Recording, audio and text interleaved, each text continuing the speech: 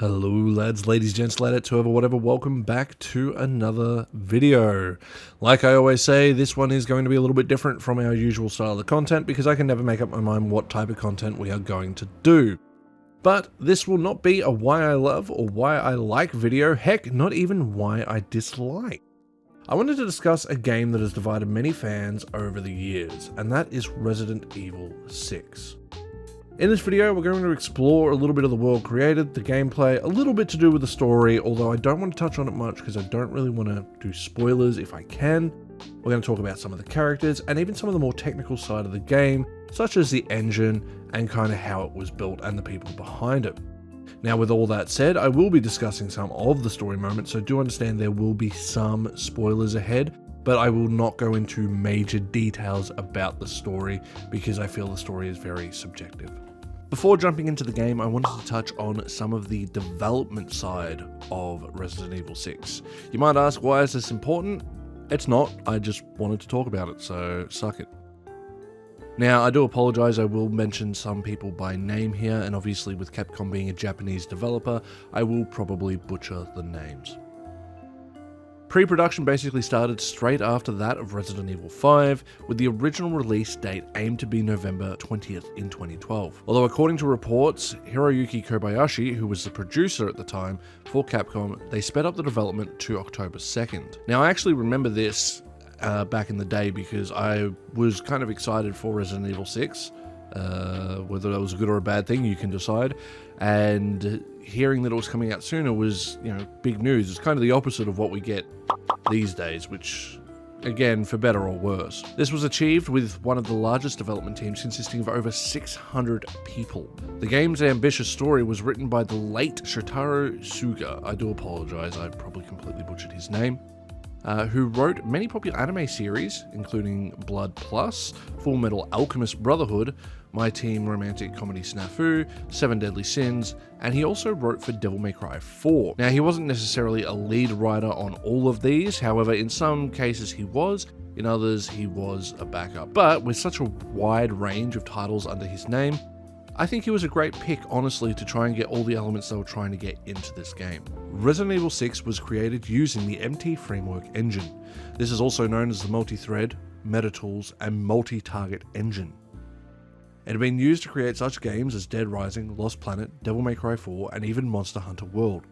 It shows the versatility of an engine that was only originally intended to be used in 2006. Only to then be used to create some of the best gaming experiences of modern times. This wasn't the last Resident Evil game that the engine was going to be used for.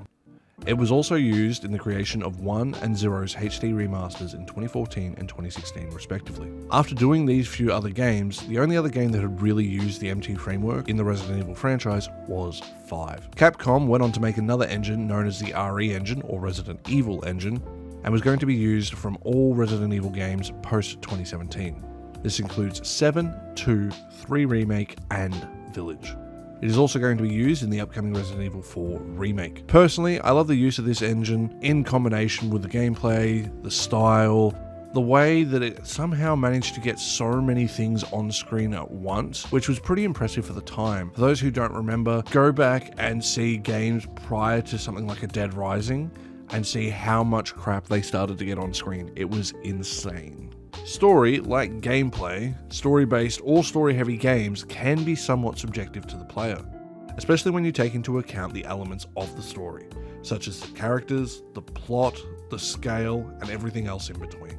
Although I can personally agree there are certain aspects of the game that some, if not even the majority, dislike, especially when it comes to its story compared to where the series had started, I don't actually hate it. I personally enjoy Resident Evil 6 despite the critical reviews it has received for its story. It is a product of its time, and it was stuck trying to one-up the previous game, which is something most games, if not movies, had to do back in the day. Like the movies, the next big blockbuster game had to be bigger, faster, louder, and more explosive. I'm not saying I agree with this practice, but we as fans kinda have to expect it, especially from some of our favourite, if not even just the larger IPs, because we don't want to see them go backwards. So I can give it a pass. It doesn't mean I agree with all of it, but there are certain things that, you can't give a pass to. While other entries in the Resident Evil franchise have different scenarios or just a single campaign, Resident Evil 6 is the only one that I've played personally that has just a whole bunch of different campaigns. Now, some might argue the scenarios are different campaigns, but given the way in which they play, where you pretty much go through the same 90% of the map, I don't really count that.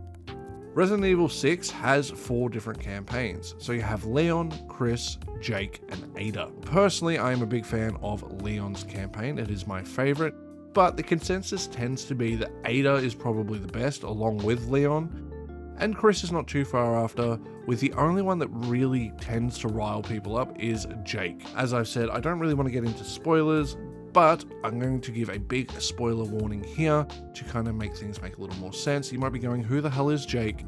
Jake is meant to be Wesker's son. Each of the campaigns will take roughly 4 to 5 hours on their first playthrough, with subsequent playthroughs dropping to around 2 to 3 hours, depending on whether you use the unlocks and weapons from previous playthroughs. Like Resident Evil 5, Resident Evil 6 is co-op and best experienced as such. However, if you're like me and don't have friends, you're going to end up going solo like I do every night. You get a choice between 2 characters in every campaign to allow for this. This works for the multiplayer immersion so you don't get double up of characters, however it doesn't really matter for a single player experience. As an example, in the Leon campaign we have the choice of Leon and Helena, and you may be asking, well, hey, they're different characters, should this not create a difference? Well, realistically it doesn't. Pretty much nothing changes other than maybe a slight change in paths that you then quickly overlap again with each other. Now, for some this could be a pro or a con, it comes down to your individual tastes. I want you to go back in time to 1996. You're playing Resident Evil 1. You're a bit scared. Just booted it up. You know it's a horror game. But you have Barry. Big, beautiful. What is it? Barry. Blood. Only to be sent off and start exploring the Spencer Mansion alone. You You spend hours struggling against the zombies, the spiders, the snakes, the bees, Not Chris's blood. and you don't run into anyone for the longest time. The second you have a chance to see someone else, you feel relief. You feel safe, finally having someone with you. No more feeling alone in the dark. Resident Evil 6 though? Your AI partner sticks so close to your ass they could count every hair on those dummy thick cheeks. It's not to say you don't go your separate ways. You will, even if for a short while. You don't get to do it a lot. It's only something I wish they had done more of. I wish they had tried to explore that feeling of loneliness and isolation. But the game is co-op. And in a co-op setting, it is hard to make those kind of feelings of isolation, that kind of fear of the unknown, seem genuinely frightening and eerie. And if they were ever to make a new multiplayer Resident Evil game, which I hope they do, at least with a co-op story, I'm not going to count reverse, I'm hoping they are willing to do this more in the vein of something as such as A Way Out, where players are working together for a common goal, but basically still work kind of independently of each other for the most part. It's not that you can't have fun with the co-op, it's just I feel it takes away from the horror aspects of the game. Just quickly speaking of Resident Evil 1, 6 has a cool little nod to the original with the introduction of the first zombie in Leon's campaign. 6, in Leon's campaign, starts off feeling very much like the first installment of the franchise. You walk around a big building, however, instead of a mansion, you're walking around a college, with not much happening action-wise for the first 5 to 10 minutes. This is where 6 shines with some of its stronger aspects. Although yes, now the visuals are a bit dated, especially being a PS3 and Xbox 360 era game, they are still good looking enough to not be a complete eyesore, while having enough of its own charm in the world design to kind of make it stand out a little bit. At least to me, I put this down to the fact that unlike a lot of games at the time, 6 has a lot of colour to it. Even though there are some dark areas and it can be harder to see without a bit of extra brightness, the overall design comes together very nicely. And to top it off, I personally find the best aspect of the design in this game to be the sound. Sound is often underappreciated in games, especially in horror games, where I think it's one of the most crucial components. When you take into account that horror games usually have darkened visuals, so it's harder to see, imagine being in a dark room at night, or even in an empty field. What makes you jump first? The darkness? Or that creaking sound that might just be someone coming to kill you? And since we can't smell, taste, or feel in a game just yet, Well, we've only got 2 of the 5 sentences to heighten any experience in gaming, so thus I find sound to be pivotal.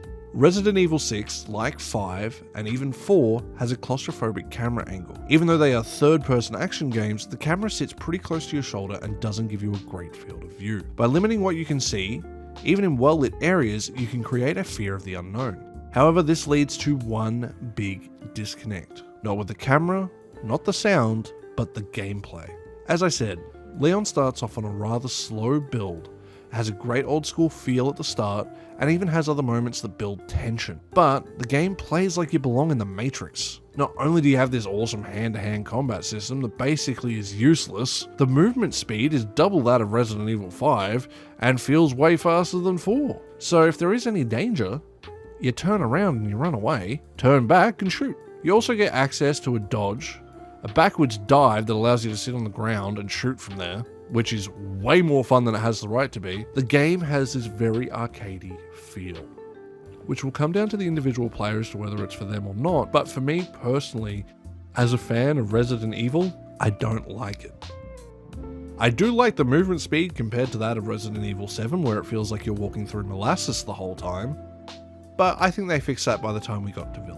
Not only are your movement options much better than pretty much every other Resident Evil combined, you will find that you also have one of the biggest arsenals you can carry around in any Resident Evil, with each weapon allowed to have its own slot in your inventory, and then its ammo on top of that. Plus, side weapons have their own location, along with healing items. This basically allows you to walk around as a single person, being a one-man army. This defeats the feeling co-op kind of gives you, and it makes every character feel the same by the end.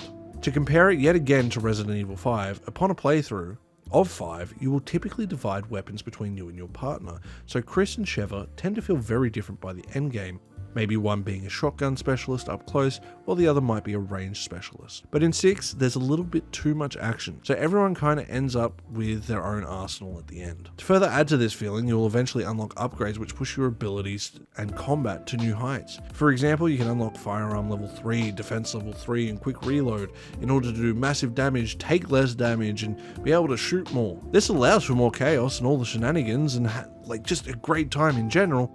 However, it does again create this massive disconnect from horror. This is especially apparent when you take into account the scale of the game's story. No longer are you just in a mansion, town, or city. We are going worldwide.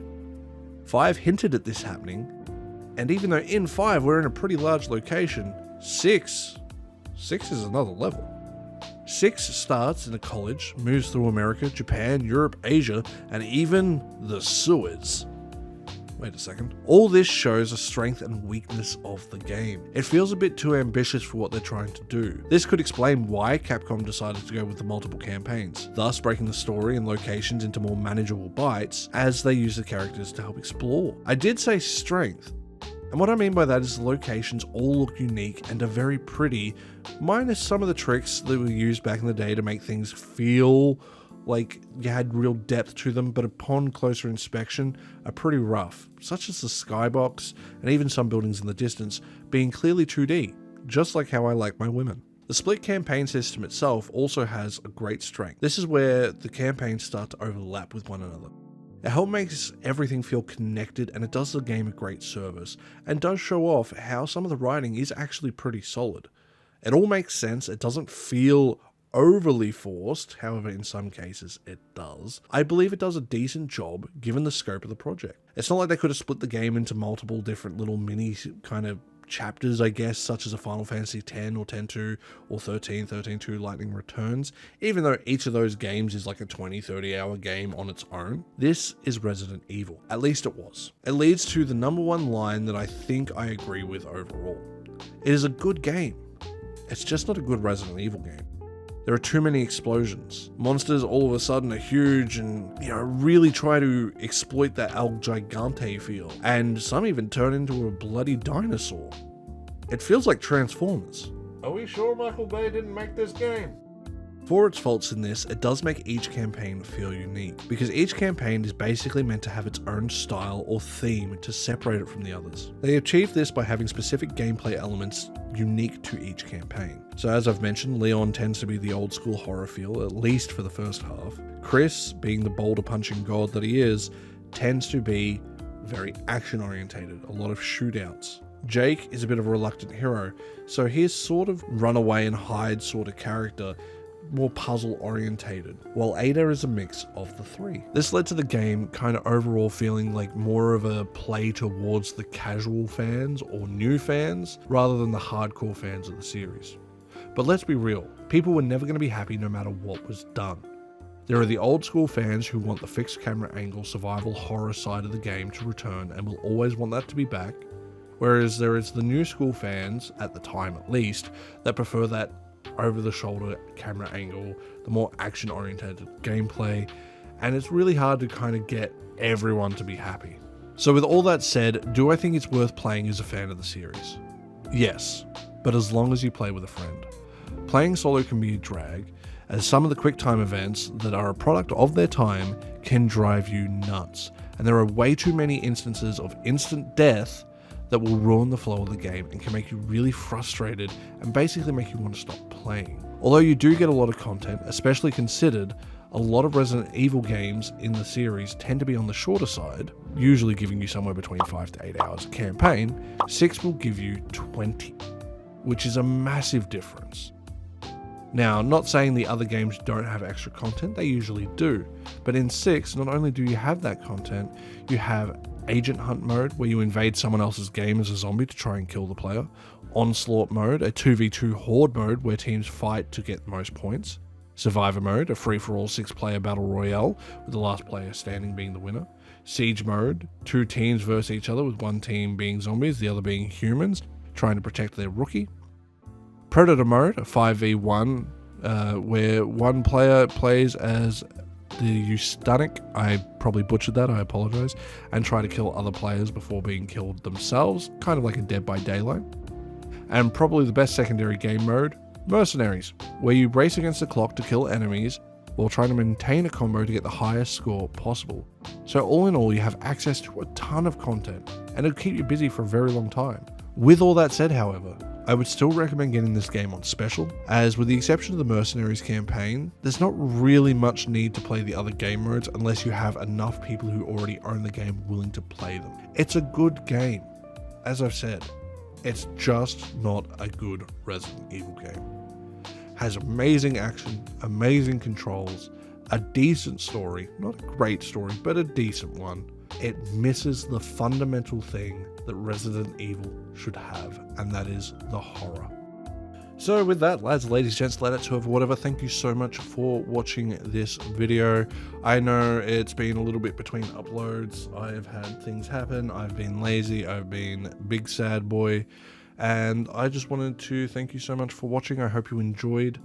And yeah, so I want to give a shout out to a few friends who have helped me on the journey of making this video, because I actually used a script for once. I never use scripts. I always do this off the top of my head. So a shout out to Snedwich and NotFrants, who I will have links to their stuff below. Please go check them out, as they helped kind of proofread and kind of give little ideas on structure and things like that. But thank you so much for watching, and I'll see you guys in the next video. Bye.